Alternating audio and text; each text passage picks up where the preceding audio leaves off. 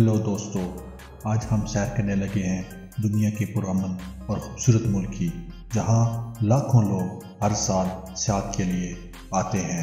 ہزاروں سال سے قدیم اس ملک میں بے شمار عروج و زوال دیکھے ہیں۔ دنیا کا پہلا پرنٹنگ پریس اور خلا بازوں کے پہننے کا لباس بھی اسی ملک نے بنایا تھا۔ جی ہاں دوستو، ہم بات کر رہے ہیں اسپین کی، تو اپنا سیٹ بیلٹ باندھ لیجئے اچھے سے اور نکلتے ہیں اسپین کی سفر کی طرف۔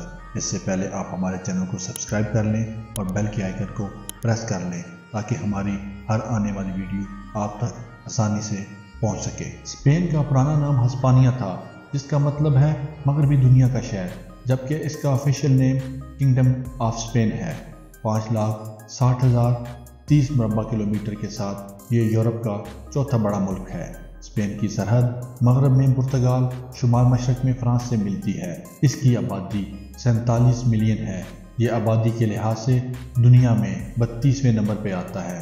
میڈرڈ اسپین کا دارالحکومت اور سب سے بڑا شہر ہے۔ اس شہر کی آبادی تقریباً 3.3 ملین ہے۔ اس شہر کو 9ویں صدی عیسوی میں آباد کیا گیا۔ اس شہر کو اسپین کا سب سے بڑا شہر ہونے کا اعزاز بھی حاصل ہے۔ اگر بات کی جائے اسپین کے مذہب کی، تو یہاں 95% کیتھولک مذہب کے اور باقی 5% اسلام کی پیروی کرنے والے لوگ آپ کو ملتے ہیں۔ اسپین میں سرکاری زبان اسپینش ہے، جو تمام شہروں میں بولی جاتی ہے۔ یہاں 94,000 پاکستانی جبکہ 57,000 انڈین بھی بستے ہیں۔ اب چلتے ہیں اسپین کی تاریخ کی طرف۔ اسپین کی تاریخ یونانیوں اور فونیشینوں کے ساتھ بنی۔ کلاسیکی قدیم زمانہ کے دوران جزیرہ نما یونانیوں اور رومیوں کی متعدد نو آبادیات کا مقام تھا۔ رومیوں نے پورے جزیرہ نما کو ہسپانیہ کہا، جہاں سے اسپین کا نام نکلا۔ بقیہ مغربی رومن سلطنت کی طرح اسپین بھی 4ویں اور 5ویں صدی عیسوی کے دوران جرمنی کے قبائل کی متعدد حملوں کا شکار رہا، جس کے نتیجے میں رومی حکمران ختم ہو گئے اور جرمنی کی سلطنت قائم ہوئی، جس سے قرون وسطی کا آغاز ہوا۔ جرمنی کا کنٹرول تقریباً 200 سال تک جاری رہا، یہاں تک کہ اموی ہسپانیہ کی فتح 711 عیسوی میں شروع ہوئی۔ اسپین کو افریقہ کے ایک مسلم اور اپنے وقت کے ہر دل عزیز حکمران طارق بن زیاد نے شکست دے کر آنے والے 600 سال کے لیے مسلمانوں کے حوالے کر دیا۔ اب یہ خطہ اندلس کے نام سے جانے لگا اور استوریا کی چھوٹی سلطنت کو چھوڑ کر یہ خطہ مسلم زیر قیادت ریاستوں کے کنٹرول میں رہا۔ اعلیٰ قرون وسطی کے وقت تک ایک شمال کے عیسائیوں نے آہستہ آہستہ آئیبیریا پر اپنا کنٹرول بڑھایا، اور یہ دور ریکنکویسٹا کے نام سے جانا جاتا ہے، جس میں متعدد عیسائی سلطنتیں قائم ہوئی، جس میں سلطنت Norway, kingdom of level, kingdom of steel, kingdom of argon شامل ہیں، جنہوں نے مل کر مسلم حکومت کے خلاف بغاوت شروع کر دی، جس سے مسلمانوں میں نااتفاقی بڑھ گئی، اور نااتفاقی کا نتیجہ یہ نکلا کہ انڈیوس کو چھوٹی ریاستوں میں تقسیم ہونا پڑا۔ ریکنکویسٹا دوبارہ فتح کی تحریک نے 12ویں صدی کے دوران زور پکڑا، جس کے نتیجے میں پرتگال،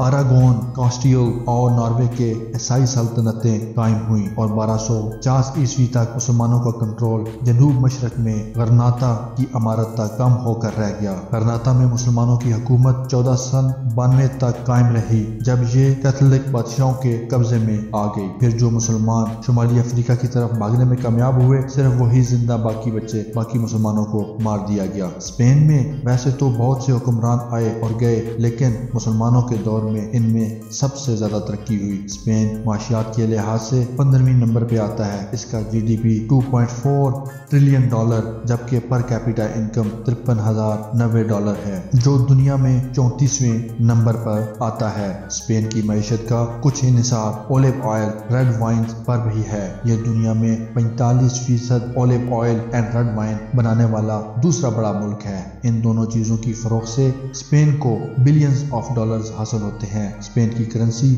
یورو ہے۔ ان کا 1 یورو پاکستانی 305 روپے جبکہ انڈین 99 روپے کے برابر ہوتا ہے۔ ٹائم زون کے مطابق اسپین وقت کے لحاظ سے پاکستان سے 4 گھنٹے جبکہ بھارت سے 4.5 گھنٹے پیچھے ہے۔ اگر بات کی جائے اسپین کی حکومت کی، تو اسپین کو انتظامی لحاظ سے 17 خود مختار علاقوں میں اور 2 خود مختار شہروں میں تقسیم کیا گیا ہے۔ ہر علاقے کی اپنی علاقائی پارلیمنٹ، ہائی کورٹ اور اپنی ایک حکومت ہے۔ ہر 4 سال کے بعد عوام انتخابات کے ذریعے اپنے ممبران کا انتخاب کرتی ہے، جو بعد میں علاقائی صدر کا انتخاب کرتے ہیں۔ اسپین کے فوجیوں کو ان کے فوجی لباس کی وجہ سے سولڈاڈوس ڈی کیورا یعنی چمڑے کے سپاہی کہا جاتا ہے۔ کیورا ایک بھارتی آستین والا کوٹ تھا جو چمڑے کی کئی تہوں سے بنایا گیا تھا۔ سوتی یا کمبل کی بنا یہ لباس گرم اور بھاری تھا جس کا وزن 20 پاؤنڈ تک تھا۔ اسپین کے پاس اس وقت 1,124 فوجی جبکہ 414 ہوائی جہاز ہیں۔ اگر بات کی جائے اسپین کے سیاحتی مقامات کی تو اسپین کی اتنی آبادی نہیں جتنی یہاں ہر سال سیاح سیر و تفریح کے لیے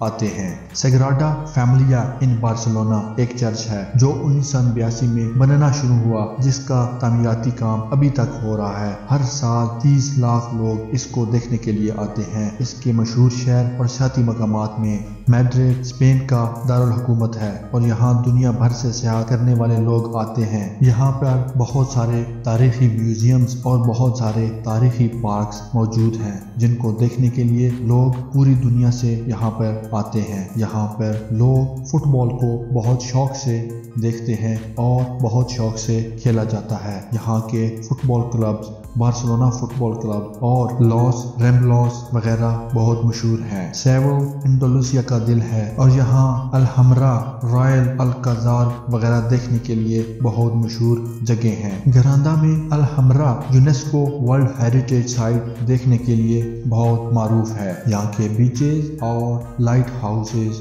سیاحت کے لیے بہت ہی اٹریکشن کا باعث بنتے ہیں۔ اسپین کے لوگوں کو گاڑیوں کا بہت شوق ہے، اس لیے یہاں ہر سال موبائل سے زیادہ گاڑیاں سیل ہوتی ہیں۔